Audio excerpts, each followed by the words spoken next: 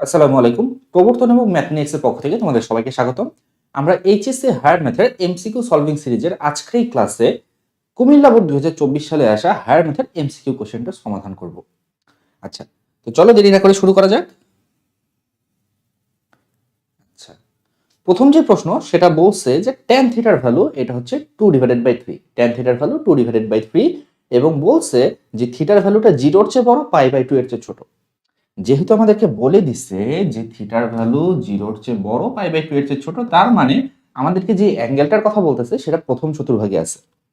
ওকে, so প্রথম চতুর্ভাগে যদি একটা অ্যাঙ্গেল থাকে তাহলে আমাদের হাতে কি আছে বলতো? একটা সমকোণী ত্রিভুজ আছে, যেই সমকোণী ত্রিভুজের থিটা দেওয়া আছে। যেহেতু tan থিটা সমান সমান 2/3, এটা লম্ব হবে 2, ভূমি হবে 3, অতিভুজ হবে কত? 3² প্লাস 2², দ্যাট মিন্স 9 আর 4 13 √13। আচ্ছা, দেন আমাদেরকে প্রশ্ন করছে sec থিটার ভ্যালু কত? sec থিটা মানে কি? sec থিটা হচ্ছে cos থিটার অপোজিট। cos থিটা যেহেতু ভূমি বাই অতিভুজ, তাহলে sec থিটা হবে অতিভুজ বাই ভূমি। অতিভুজ বাই ভূমি তুমি যদি হিসাব করো, আমার sec থিটার ভ্যালুটা চলে আসতেছে, অতিভুজ হচ্ছে √13, ভূমি হচ্ছে 3, √13/3, অপশন ঘ। ঠিক আছে, যেহেতু প্রথম চতুর্ভাগে কিন্তু সবগুলো অনুপাত ধনাত্মক, এই জন্য আমরা পজিটিভ ভ্যালুটা নিলাম। নেক্সট আমাদেরকে বলছে যে এই 1 আর 2 সেম উদ্দীপক থেকে প্রশ্ন বলছে যে 2 sin theta minus 3 cos theta divided by 2 sin theta plus 3 cos theta ভ্যালুটা কত? ঠিক আছে, তুমি এক কাজ করতে পারো, তুমি চাইলে sin থিটার ভ্যালু এবং cos থিটার ভ্যালু এই ত্রিভুজ থেকে বের করে নিয়ে লিখতে পারো। বাট আরেকটা কাজ কিন্তু আমরা মনে মনে করতে পারি। আর দেখো, আমরা যদি লব এবং হরকে cos থিটা দিয়ে ভাগ দিই, cos থিটা দিয়ে ভাগ দিলে হবে কি?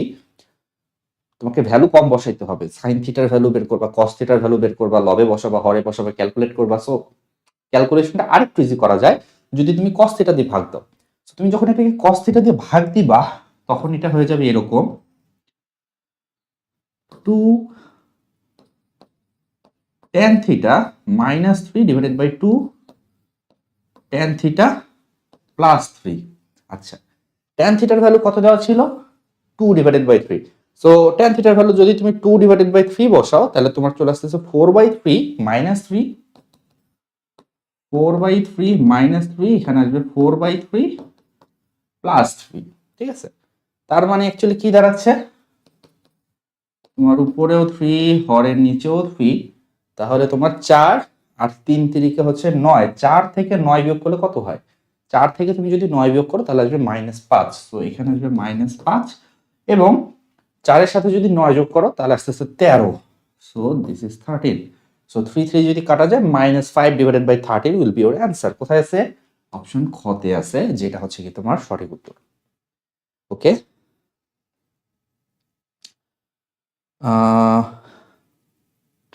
ওকে, সো 3 নম্বরে যেটা আছে সেটা কিন্তু একটা অসীম ধারার অঙ্ক। ওকে, সো 3 নম্বরে যেটা আছে একটা অসীম ধারার অঙ্ক, এবং তোমরা বুঝতে পারতেছো যে এই অসীম ধারাটার সাধারণ অনুপাত কত? সাধারণ অনুপাত a ইকুয়ালস টু হচ্ছে কি 1, r ইকুয়ালস টু কত? দ্বিতীয় পদ বাই প্রথম পদ, তার মানে -1/3। তুমি চাইলে তৃতীয় পদ বাই দ্বিতীয় পদ করে দেখতে পারো, সেম ভ্যালুটা আসবে, -1/3 আসবে। তো প্রশ্ন করছে ধারাটির 11তম পদ কত? তোমরা জানো যে n তম পদটা কত?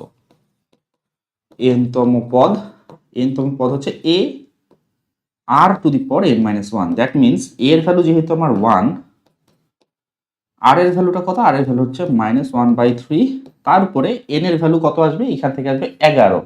সো 11 - 1 তার মানে হচ্ছে কি 10।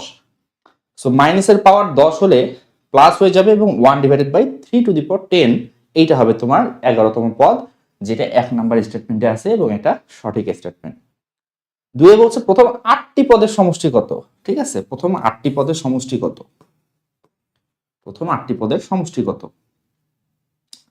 তো সমষ্টির সূত্র তোমরা জানো এরকম, a ইন্টু, যেহেতু r এর ভ্যালুটা তোমার 1 এর চেয়ে ছোট, সো বিষয়টা হচ্ছে এরকম দাঁড়ায় 1 - r to the power n divided by 1 - r। এটা হচ্ছে প্রথম n সংখ্যক পদের সমষ্টির সূত্র।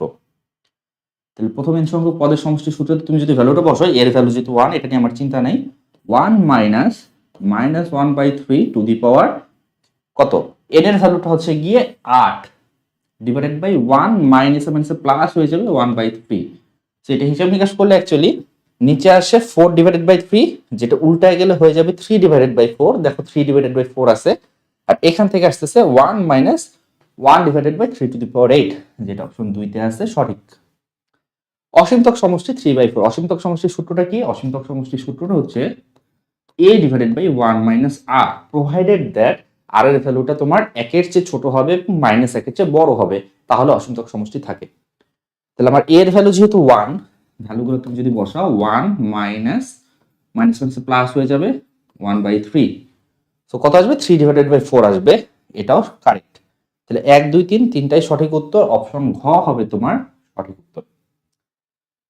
ক্লিয়ার? নেক্সট দেখো 3 আমরা দেখলাম, আমরা 4 দেখি। এই সমীকরণের একটা মূল কত? সমীকরণের একটা মূল কত? ax square plus bx plus c equals to 0। সমীকরণের একটা মূল x ইকুয়ালস টু হবে তোমার minus b plus minus root over b square minus 4ac divided by 2a। এই সূত্রে তুমি যদি বসায় দাও তাহলে কিন্তু তুমি দুইটা মূলই পেয়ে যাবে, প্লাস নিয়ে একটা ভ্যালু পাবা, মাইনাস নিয়ে একটা ভ্যালু পাবা।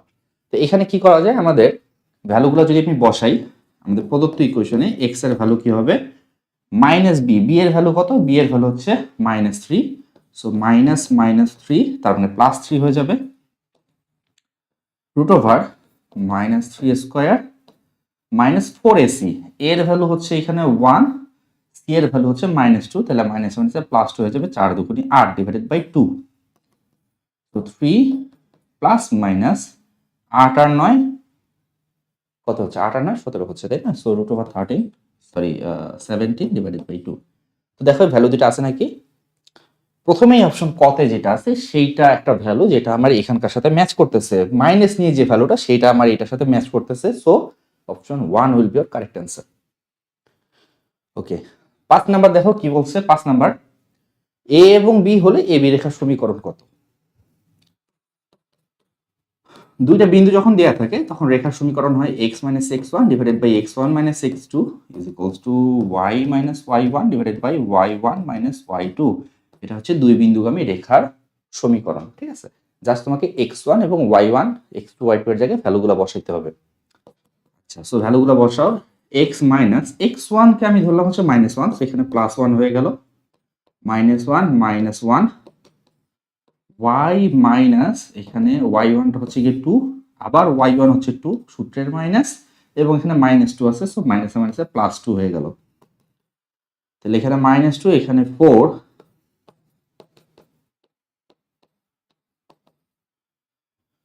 -2 4। আমি যদি 2 দিয়ে ভাগ করি তাহলে এখানে -1 থাকবে, 2 দিয়ে ভাগ করলে এখানে 2 2 4, সো 2 দিয়ে ভাগ করলে এখানে 2 থাকবে। তাহলে কি আসতেছে? 2x + 2 is equals to -y + 2। 2x plus y equals to 0, 2x plus y equals to 0 আছে কোথায়? অপশন গ তে আছে, যেটা হচ্ছে কি আমার সঠিক উত্তর। নেক্সট 6 করব আমরা। ত্রিভুজ এবিসি এর ক্ষেত্রে কোনটি সঠিক? ভেক্টর ফর্মুলা, ভেক্টরের ত্রিভুজ বিধি তোমরা পড়েছো। ভেক্টরের ত্রিভুজ বিধি কি বলছে? মনে করা যাক এটা হচ্ছে কি একটা ত্রিভুজ, এটা হচ্ছে গিয়ে এ, এটা হচ্ছে গিয়ে এ, এটা হচ্ছে গিয়ে বি, এটা হচ্ছে গিয়ে সি। সো এ বি এর ডিরেকশন যদি এইদিকে হয়, বিসি এর ডিরেকশন যদি এইদিকে হয়, AB plus AC, AB plus BC, তার মানে এবি প্লাস বিসি সমান সমান হবে এসি, তাই না? আমরা কি শিখছি? AB plus BC this is equals to AC. এটা হচ্ছে ত্রিভুজ যোগের বিধি, তাই না? বাট এটা আমার অপশনে কোথাও নাই। আমার অপশনে এক সাইডে 0 আছে। দেখো এটা কি আছে? AB plus BC equals to C আছে, আমার এসি দরকার। এটাকে তুমি যদি উল্টা করো তাহলে এরকম হয়, AB plus BC equals to minus C A, ঠিক আছে? যখন তুমি ভেক্টরের এন্ড পয়েন্ট দুইটাকে উল্টায় দিবা তখন ভেক্টরের ডিরেকশন কিন্তু চেঞ্জ হয়ে যাবে। So AC equals to minus C A, but এখানে আছে প্লাস সি এ, যে এটা হচ্ছে না। আচ্ছা, মাইনাস সি এটাকে যদি আমি এই সাইডে নিয়ে আসি তাহলে কিন্তু আমরা অপশন খ এর সাথে মিলে যায়। তো অপশন খ হবে তোমার সঠিক উত্তর। আচ্ছা, নেক্সট 7 দেখো কি বলছে। 7 বলছে যে একটা ছক্কা নিক্ষেপে যৌগিক সংখ্যা আসার সম্ভাবনা কত। যৌগিক সংখ্যাগুলো তোমাকে আগে চিনতে হবে। ছক্কায় কি কি সংখ্যা আছে? 1 থেকে 6 পর্যন্ত সবগুলো সংখ্যা আছে, 1 2 3 4 5 6। এর ভিতরে 1 এটা যৌগিকও না মৌলিকও না। 1 হচ্ছে এমন একটা সংখ্যা, এটাকে যৌগিক সংখ্যা বলা যায় না। যৌগিক সংখ্যা মানে হচ্ছে গিয়ে যেই সংখ্যাটার একাধিক মৌলিক উৎপাদক থাকে। 1 তো আসলে 1 ব্যতীত কোনো উৎপাদক নাই, দ্যাটস ওয়াই 1 কে তুমি যৌগিক সংখ্যা বলতে পারতেছো না। আবার মৌলিক সংখ্যা কাকে বলে? মৌলিক সংখ্যা মানে হচ্ছে 1 এবং ওই সংখ্যাটা ব্যতীত অন্য কোনো উৎপাদক নাই। সো 1 এর অ্যাকচুয়ালি 1 আছে উৎপাদক, বাট অন্য কোনো মানে কি বলবো, মানে 1 কে, মানে এটা আসলে ব্যাখ্যা করা যায় এইভাবে, তুমি 1 কে চাইলে একাধিক উপায়ে, তুমি যদি 1 কে মৌলিক সংখ্যা ধরো তাহলে 1 কে তুমি একাধিক উপায়ে মৌলিক সংখ্যার গুণফল আকারে লিখতে পারবে, যেটা ফান্ডামেন্টাল থিওরেম অফ অ্যারিথমেটিককে ভায়োলেট করে। ঠিক আছে, দ্যাটস ওয়াই 1 কে তুমি মৌলিক সংখ্যা বলতে পারবে না। তাহলে 1 বাদ 2 3 5 এরা হচ্ছে মৌলিক সংখ্যা। তাহলে বাকি থাকতেছে কি 4 এবং 6, এরা হচ্ছে যৌগিক সংখ্যা। তাহলে আমার অনুকূল ঘটনা হচ্ছে 2টা, তাই না? যৌগিক সংখ্যা কি কি? 4 আছে, 6 আছে। ঠিক আছে, সো আমার সম্ভাবনা এটা হবে অনুকূল ঘটনা 2টা, মোট ঘটনা 6টা, সো 1/3। 1/3 আছে গতে। নেক্সট 8, কোন ত্রিভুজের কোণগুলোর অনুপাত দেওয়া আছে 2:5:11 হলে ক্ষুদ্রতম কোণের বৃত্তীয় মান কত? বৃত্তীয় মান মানে রেডিয়ানে তোমাকে বের করতে হবে। ঠিক আছে, ষাটমূলক পদ্ধতিতে ডিগ্রি, আর বৃত্তীয় মান মানে হচ্ছে রেডিয়ান। সো রেডিয়ানে 3 কোণের সমষ্টি, ডিগ্রিতে 180 এবং রেডিয়ানে হচ্ছে পাই radian. 180 degree equals to pi radian. আমরা যদি কোণগুলোকে 2x 5x 11x ধরি, 2x 5x 11x মানে 3 কোণের সমষ্টি, তাহলে সেটা হবে কার সমান? পাই রেডিয়ানের সমান। তার মানে তোমার x ইকুয়ালস টু আসতেছে কত? পাই ডিভাইডেড বাই 11 আর 5 হচ্ছে গিয়ে 16, 16 আর 2 18। তো আমার x এর ভ্যালু দরকার না, আমার হচ্ছে ক্ষুদ্রতম কোণ। ক্ষুদ্রতম কোণ কার জন্য হবে? ক্ষুদ্রতম কোণ এই 2 এর জন্য হবে, অর্থাৎ ক্ষুদ্রতম কোণটা হচ্ছে গিয়ে 2x হবে, তাই না?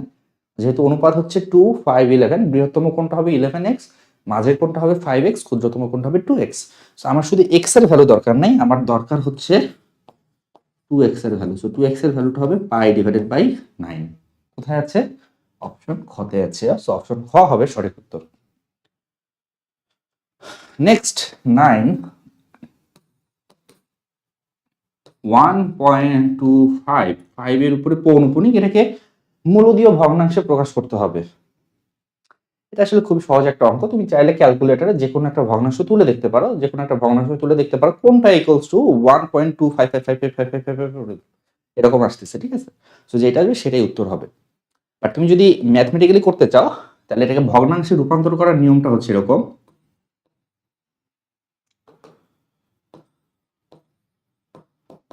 ভগ্নাংশে রূপান্তর করার নিয়মটা হচ্ছে এরকম। প্রথমে আমি দশমিক নেগলেক্ট করে, দশমিককে উপেক্ষা করে সম্পূর্ণ সংখ্যাটা লিখবো। সম্পূর্ণ সংখ্যাটা হচ্ছে 1 2 5। ঠিক আছে, দশমিক কোথায় আছে এটা নিয়ে তো আমার মাথা ব্যথা নাই। সম্পূর্ণ সংখ্যাটা আমি 125 লিখলাম।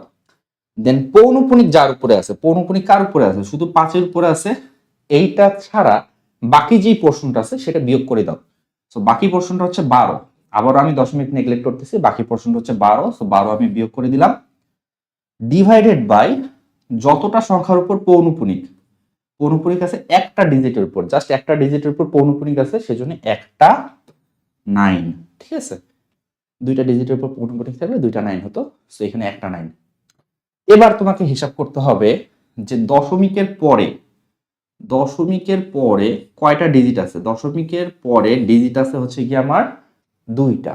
ঠিক আছে, সো আমাকে এখানে ততগুলা ডিজিট লিখতে হবে। আমি একটা ডিজিট অলরেডি 9 লিখছি, সো আমাকে আরো একটা ডিজিট লিখতে হবে, সেই ডিজিটটা হবে 0। বা এভাবেও বলতে পারো দশমিকের পরে যতগুলো ডিজিটের উপরে পৌনপুনিক নাই ততটা শূন্য। ঠিক আছে, এভাবে চিন্তা করতে পারো। সেটা যদি তুমি হিসাব নিকাশ করো, ভ্যালু আসবে 113 ডিভাইডেড বাই 9, যেটা অপশন ক তে আছে। সো অপশন ক will be your correct answer. Next 10, সুযোগী অঙ্ক, খুবই সহজ অঙ্ক। 4 two the power x plus 7 is equals two 2 two the power x plus 2 সেটাকে তুমি 2 স্কোয়ার লিখতে পারো। So 2 two the power 2x plus 7×14 হয়ে যাবে 2 two the power x plus 2। তো 2x প্লাস 14 এর ভ্যালুটা হবে x প্লাস 2 এর সমান। এখান থেকে তুমি x এর ভ্যালুটা পেয়ে যাচ্ছ কত? x এর ভ্যালুটা পেয়ে যাচ্ছ -12। -12 আছে অপশন ক তে। অপশন ক হবে সঠিক উত্তর। 11তে কি বলছে? 11তে বলছে যে বহুপদীর মাত্রা কত? মাত্রা যদি এক চলক বিশিষ্ট বহুপদী এক চলক বিশিষ্ট বহুপদী হলে যেটা ম্যাক্সিমাম মাত্রা ওইটাই হচ্ছে বহুপদীর মাত্রা, ঠিক আছে? এক্স এর ম্যাক্সিমাম পাওয়ারটাই হচ্ছে বহুপদীর মাত্রা। বাট যখন 2 চলক থাকবে বা 3 চলক থাকবে, মানে একের অধিক চলক যখন থাকবে, তখন তোমাকে সবগুলো চলকের সমষ্টি, প্রত্যেকটা পদে প্রত্যেকটা চলকের ঘাতের সমষ্টি বের করতে হবে। তো এইখানে দেখো, এইখানে তোমার প্রথমটাতে আছে কত? 5। পরেরটাতে x এর পাওয়ার 4 y এর পাওয়ার 4 আমাদেরকে যোগ করতে হবে। দুইটা যোগ করলে 4 4 8 হচ্ছে। এবং 3 নাম্বারটাতে আসতেছে y এর পাওয়ার 6। সো ম্যাক্সিমাম আসছে কত? মধ্যপদটাতে আসছে, মধ্যপদটাতে আমার ম্যাক্সিমাম আসছে, মানে ঘাতের সমষ্টি আছে 4 4 8। দ্যাট মিন্স 8 হচ্ছে গিয়ে তোমার বহুপদীর মাত্রা। আছে অপশন ঘ তে। 12 বলছে যে x বিলংস টু r, মানে x যদি একটা রিয়েল নাম্বার হয় তাহলে √x² এর ভ্যালু কত? √x² এর ভ্যালুটা হচ্ছে গিয়ে মডুলাস অফ x। এটা একবারই ফান্ডামেন্টাল একটা জিনিস যে মডুলাস অফ x, ঠিক আছে? দেখো, x এর ভ্যালুটা নেগেটিভ হোক পজিটিভ হোক, √সামথিং কিন্তু অলওয়েজ পজিটিভ একটা সংখ্যা। আবার বলি, √এর ভিতরে যাই থাকুক না কেন, √এর ভিতরে যাই থাকুক না কেন, সেটা কিন্তু অলওয়েজ পজিটিভ একটা সংখ্যাকে আউটপুট দেয়। √সামথিং এই জিনিসটা একটা পজিটিভ জিনিস হবে, এটা তোমাকে মাথায় রাখতে হবে, ঠিক আছে? এখন তুমি এক্স এর ভ্যালু চিন্তা করো, এক্স এর ভ্যালু যদি নেগেটিভও হয় তাহলে x² পজিটিভ হবে, √ পজিটিভ একটা পজিটিভ সংখ্যা। এক্স এর ভ্যালু যদি নেগেটিভ হয় তাহলে নেগেটিভ সংখ্যার বর্গটা পজিটিভ হচ্ছে, √ সামথিং পজিটিভ সংখ্যা। সো আমার স্যাটিসফাই করতেছে কি? অপশন ঘ। এই জন্য অপশন ঘ হবে সঠিক উত্তর। 13 দেখো বলছে কি, এটা তো তোমরা সবাই জানো, এটা পড়তে হয় a বাদ b, ঠিক আছে? a থেকে b সেটটা বাদ। তো এ থেকে বি সেটটা যদি বাদ হয় তাহলে একটা এলিমেন্ট এক্স, সেটা যদি এ সেটের উপাদান হয় তাহলে বি সেটের উপাদান হবে না, ঠিক আছে? সো এটা ডেফিনিশনটাই হচ্ছে এরকম যে X belongs to A and এবং X not belongs to B, ঠিক আছে? সো আমার অপশন গ হচ্ছে সঠিক উত্তর। এগুলো একটা জ্ঞানমূলক প্রশ্ন, এগুলো তো ব্যাখ্যা করার কিছু নেই, তোমরা সব এগুলো জানো। 14 বলছে যে বিএন এর উপর এবি এর লম্ব অভিক্ষেপ। বিএন এর উপর এবি এর লম্ব অভিক্ষেপ, দিস ইজ বিএন, এটা হচ্ছে বিএন।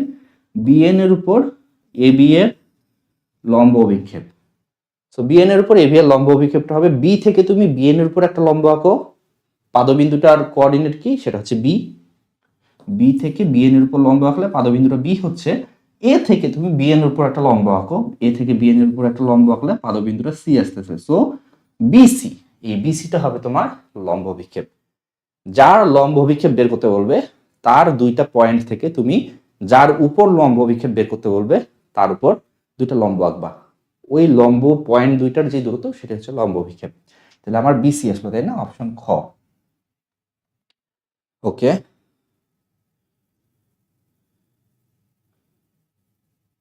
15 দেখো কি বলছে। 15 একটা ভালো প্রশ্ন।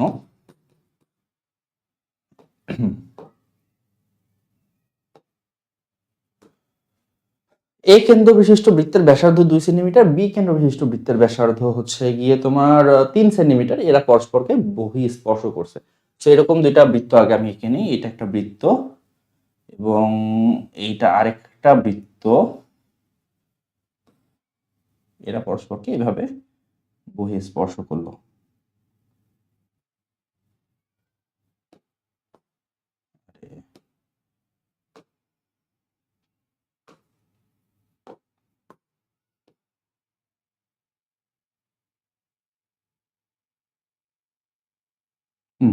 এভাবে বহি স্পর্শ করছে, ঠিক আছে? একটার ব্যাসার্ধ হচ্ছে গিয়ে 2 সেন্টিমিটার, এইখান থেকে এতটুকু হচ্ছে গিয়ে 2 সেন্টিমিটার, এবং এইখানে যে সেন্টার থেকে এই ডিস্টেন্সটা হচ্ছে কি তোমার 3 সেন্টিমিটার। 2 centimetre 3 centimetre. বলছে এ বিন্দু থেকে বি কেন্দ্র বিশিষ্ট বৃত্তের উপর অঙ্কিত স্পর্শক এ থেকে, এটা হচ্ছে গিয়ে এ, এটা হচ্ছে কি তোমার বি। সো এ থেকে তুমি কি করবা? বি এর উপর স্পর্শক আঁকবা।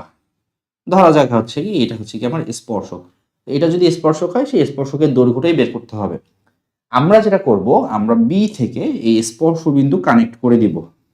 কানেক্ট করে দিলে এইটা হচ্ছে গিয়ে বৃত্তের ব্যাসার্ধ, যেটা হচ্ছে কি তোমার 3 সেন্টিমিটার। ঠিক আছে, বৃত্তের ব্যাসার্ধ তো সমান, তো এখানে 3 হলো, ওখানেও 3 হবে। এবং এই দৈর্ঘ্যটা দেখো, এটা হচ্ছে গিয়ে 5 সেন্টিমিটার।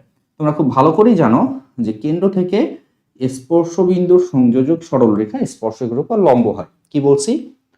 কেন্দ্র থেকে স্পর্শ বিন্দু সংযোজক সরলরেখা স্পর্শকের উপর লম্ব হয়, এই কারণে এই কোণটা হচ্ছে 90 ডিগ্রি।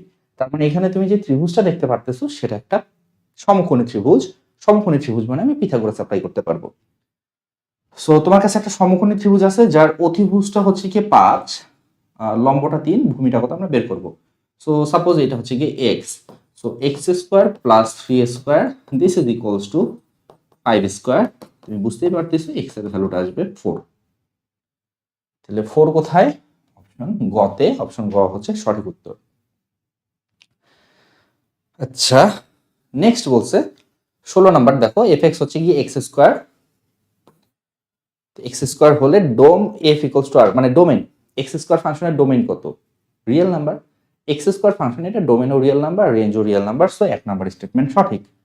রেঞ্জ হচ্ছে গিয়ে কি, সরি আমি রেঞ্জটা ভুল বলছি, রেঞ্জটা রিয়েল নাম্বার না, রেঞ্জটা হবে পজিটিভ রিয়েল নাম্বার। কারণ দেখো তোমার এইখানে এক্স এর ভ্যালু পজিটিভ নেগেটিভ যাই বসাও না কেন, আউটপুটটা কিন্তু তুমি সবসময় পজিটিভ পাবা। পজিটিভ রিয়েল নাম্বার বলাটাও ভুল হলো, নন নেগেটিভ রিয়েল নাম্বার, কারণ শূন্য হতে পারে। এক্স এর ভ্যালু তুমি যদি শূন্য বসাও তাহলে শূন্যের বর্গ শূন্য আসবে, শূন্যটা কিন্তু পজিটিভ নেগেটিভ কিছুই না, শূন্য হচ্ছে নন নেগেটিভ একটা নাম্বার। ঠিক আছে, তার মানে শূন্য থেকে ধনাত্মক যতগুলো বাস্তব সংখ্যা আছে সবগুলো হবে রেঞ্জ। সো এই যে এখানে এটা বলছো ওয়াই এর ভ্যালুটা হচ্ছে শূন্যের চেয়ে বড় বা সমান, অপশন 2 মানে স্টেটমেন্ট 2 এটাও ঠিক আছে। এবং এক এক ফাংশনের কথা বলছে, এক এক ফাংশনটা ঠিক না, যেই ফাংশনের উপর পাওয়ার জোর থাকে সেই ফাংশনগুলো এক এক ফাংশন হয় না। সো এটা ভুল স্টেটমেন্ট। 1 এবং 2 সঠিক আছে, যেটা আছে অপশন ক তে, এটা সঠিক উত্তর। আমরা 17 করে ফেলতে পারি। 17 কি বলছে? দুইটা বিন্দু দিয়ে বলছে সংযোগ রেখার ঢাল কত। ঢালকে এম দিয়ে প্রকাশ করা হয় এবং সূত্রটা হচ্ছে এরকম, কোটির পার্থক্য ডিভাইডেড বাই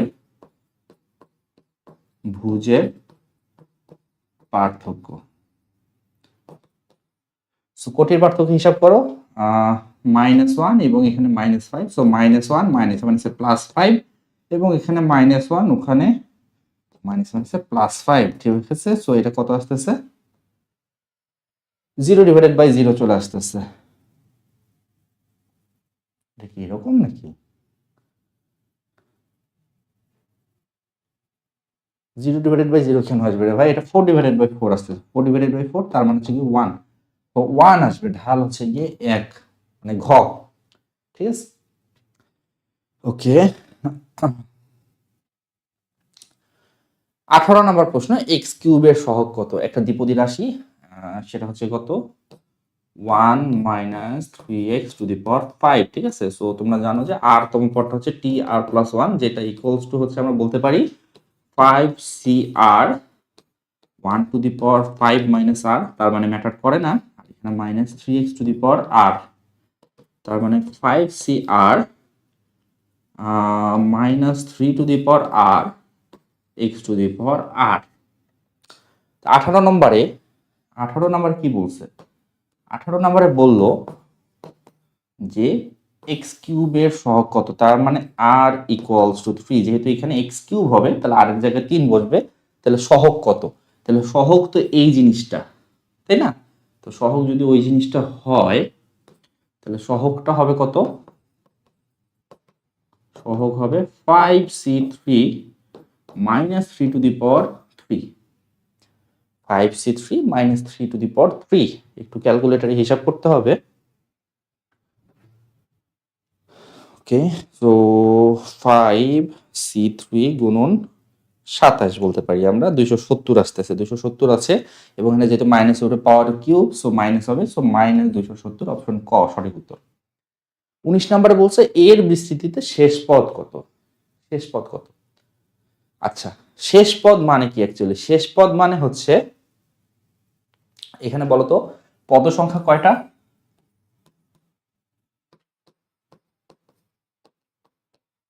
পদ সংখ্যা কিন্তু তোমার 6টি, ঠিক আছে। তাহলে শেষ পদ যেটা বলছে, শেষ পদটা হচ্ছে গিয়ে 5 প্লাস 1তম পদ, তার মানে আর এর ভ্যালুটা হচ্ছে 5, আর এর ভ্যালুটা হচ্ছে গিয়ে 5, শেষ পদে আর এর ভ্যালু হবে 5। বুঝে গেছে জিনিসটা? পাওয়ার 5, টোটাল পদ সংখ্যা 6টা, 6তম পদটা শেষ পদ, 6তম পদ মানে হচ্ছে 5 প্লাস 1তম পদ, সো আর প্লাস 1তম পদ আমরা হিসাব করি, সো 5 ইকুয়ালস টু আর হয়ে যাবে, আর এর ভ্যালুটা 5 হবে। আর এর ভ্যালু যদি 5 হয় তাহলে 19 আমরা কি বসাবো, আর এর জায়গায় 5 বসাবো। তাহলে T6 this is equals two 5C5 minus 3 to the power 5 x to the power 5। 5C5 এর ভ্যালু হচ্ছে কি 1, minus 3 to the power 5, 3 to the power 5 এর ভ্যালু কত, 3 to the power 5 ভ্যালু হচ্ছে 243, তো minus 243 x to the power 5 কোথায়, option ঘতে, এটা হবে সঠিক উত্তর। ওকে, 20 দেখো, এ একটা সেট, বি একটা সেট, এ ইন্টারসেকশন বি সেটের পাওয়ার সেট, এটা equals to what. So A intersection B, এটা কিন্তু একটা ফাঁকা সেট, কারণ ওদের ইন্টারসেকশন সেটে কোনো উপাদান নাই, সো এটা ফাঁকা সেট। ফাঁকা সেটের পাওয়ার সেটটা কিরকম হয়, ফাঁকা সেটের পাওয়ার সেট দেখো, ফাঁকা সেট মানে উপাদান সংখ্যা হচ্ছে 0, ঠিক আছে, ফাঁকা সেট মানে উপাদান সংখ্যা 0, তাহলে ফাঁকা সেটের পাওয়ার সেটে উপাদান সংখ্যা থাকবে 2 two the power 0টা, 2 two the পাওয়ার 0 মানে হচ্ছে কি একটা উপাদান থাকবে, এবং সেই একটা উপাদান হবে ফাঁকা সেটটা নিজেই। তাহলে আমার ফাঁকা সেটের পাওয়ার সেটে একটা উপাদান থাকবে এবং সেই একটা উপাদান হচ্ছে ফাঁকা সেট নিজেই। সো এইটা হচ্ছে গিয়ে আমার power set of A intersection B, option ক। 21 বলছে যে এই ফাংশনটার ডোমেইন কত। হরে একটা উপাদান আছে, হরে যে উপাদানটা আছে সেটা নট ইকুয়ালস টু 0, আবার স্কোয়ার রুটের ভিতরে একটা উপাদান আছে, একটা রাশি আছে, সেই রাশিটা গ্রেটার দেন 0, ঠিক আছে, যেহেতু হরে আছে সো নট ইকুয়ালস টু 0, মানে স্কোয়ার রুটের ভিতরে থাকলে কি হয়, স্কোয়ার রুটের ভিতরে থাকলে আমরা বলি যে greater than or equals to 0, but যেহেতু এটা হরে আছে ইকুয়ালস টু 0 তো পসিবল না, তাহলে শুধু গ্রেটার দেন ইকুয়াল, মানে গ্রেটার দেন 0 হবে। সো 2 মাইনাস x যেটা, এটা গ্রেটার দেন 0 ধরতে হবে আমাদের। সো x কে ওই সাইডে নিয়ে গেলে, x কে ওই সাইডে নিয়ে গেলে আসতেছে এরকম, তার মানে x less than 2, x less than 2 এটা হবে আমার ডোমেইন, কোথায় আছে, অপশন ঘতে আছে, x একটা রিয়েল নাম্বার হবে এবং x লেস দেন 2 হবে। আচ্ছা, নেক্সট 22 বলছে যে চিত্রের পি বিন্দুটার নাম কি, পি বিন্দুটা হচ্ছে এইখানে, এবং আমরা দেখতে পারতেছি যে শীর্ষ থেকে বিপরীত বাহুর উপর আমরা লম্ব আঁকতেছি, শীর্ষ থেকে বিপরীত বাহুর উপর আমি লম্ব আঁকতেছি, এবং লম্বগুলো যেই বিন্দুতে ছেদ করছে সেটাকে আমরা বলি লম্ব বিন্দু। অপশন খ হবে সঠিক উত্তর। তো আমার এখানে যেহেতু সুযোগ আসছে আমি সবগুলো বিন্দু নিয়ে একটু করে বলে দিই। ভরকেন্দ্রটা কি, ভরকেন্দ্র হচ্ছে ত্রিভুজের 3টা মধ্যমা যেই পয়েন্টে ইন্টারসেক্ট করে, যে পয়েন্টে ছেদ করে সেটাকে বলে ভরকেন্দ্র। অন্তকেন্দ্র হচ্ছে ত্রিভুজের ভিতরে তুমি একটা অন্তবৃত্ত আঁকবা, অন্তবৃত্তটার কেন্দ্রটাকে অন্তকেন্দ্র বলে। অন্তবৃত্ত কিভাবে আঁকবা, কোণের সমদ্বিখণ্ডক গুলো যে বিন্দুতে ছেদ করে সেটাই হচ্ছে গিয়ে তোমার অন্তবৃত্তের কেন্দ্র। দ্যাট মিনস একটা ত্রিভুজের অন্তস্থ কোণের সমদ্বিখণ্ডক গুলো যেই পয়েন্টে ছেদ করবে সেই পয়েন্টটাকে তুমি বলবা অন্তকেন্দ্র। লম্ববিন্দু তো অলরেডি বুঝতে পারতেছো, শীর্ষ থেকে বিপরীত বাহুর উপর লম্ব আঁকলে লম্বগুলো যে বিন্দুতে ছেদ করে সেটা লম্ববিন্দু। পরিকেন্দ্র হচ্ছে পরিবৃত্তের কেন্দ্র। পরিবৃত্ত কিভাবে আঁকবা, বাহুগুলোর লম্ব দ্বিখণ্ডক, বাহুগুলোর লম্ব দ্বিখণ্ডক যেই বিন্দুতে ছেদ করে সেটা হচ্ছে তোমার পরিবৃত্তের কেন্দ্র। ঠিক আছে, তাহলে আমরা সবই বুঝলাম, মধ্যমার গুলা ছেদ বিন্দু, অন্তস্থ কোণের সমদ্বিখণ্ডক গুলার ছেদ বিন্দু অন্তকেন্দ্র, লম্ববিন্দু হচ্ছে লম্বগুলার ছেদ বিন্দু, এবং পরিকেন্দ্র হচ্ছে বাহুগুলোর লম্ব দ্বিখণ্ডকের ছেদ বিন্দু। 23 দেখো কি বলছে, গোলকের আয়তন কত। একটা গোলকের আয়তন বের করার সূত্র কি, গোলকের আয়তন বের করার সূত্র হচ্ছে 4/3 পাই আর কিউব। সো আমার শুধুমাত্র রেডিয়াস দরকার, আর দরকার, ঠিক আছে, গোলকের ব্যাসার্ধ দরকার। তো 2 সেন্টিমিটার ব্যাস বিশিষ্ট একটি ধাতব নিরেট গোলক, ব্যাস আমার কিছু দরকার নেই। 2 সেন্টিমিটার ব্যাস মানে ব্যাসার্ধ হচ্ছে 1 সেন্টিমিটার, ব্যাসার্ধ যদি 1 সেন্টিমিটার হয় তাহলে আয়তন হবে 4/3 পাই ইন্টু 1 কিউব। তার মানে 4/3 ইন্টু পাই। কোথায় আছে? অপশন গতে আছে। 24 দেখো। আচ্ছা, এবার উৎপন্ন সিলিন্ডারের কথা বলছে, তার মানে এবার পুরো প্রশ্নটা পড়তে হবে। পুরো প্রশ্নটা ছিল এরকম যে 2 সেন্টিমিটার ব্যাস বিশিষ্ট একটা ধাতব নিরেট গোলক, গোলকটাকে তুমি গলাইছো, গলায় 1 সেন্টিমিটার ব্যাসার্ধ বিশিষ্ট একটা সমবৃত্তভূমি সিলিন্ডার উৎপন্ন করছো। সেই সিলিন্ডারের ভলিউম কত? সেই সিলিন্ডারের উচ্চতা কত? উচ্চতা জানতে চাইছে, উচ্চতা কত?